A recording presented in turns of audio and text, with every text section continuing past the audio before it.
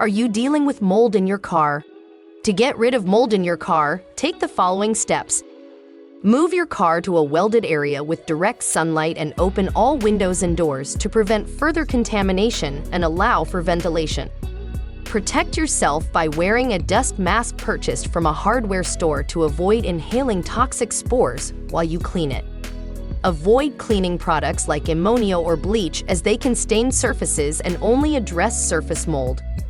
Opt for safer alternatives such as a mixture of borax and water, Lysol, which contains small amounts of bleach, or vinegar mixed with distilled water to eliminate mold. Consider professional mold remediation services from Mold Busters for the safest and most efficient removal, as DIY methods may lead to further growth and potential health risks. Book a free virtual inspection at busmold.com or by downloading our app.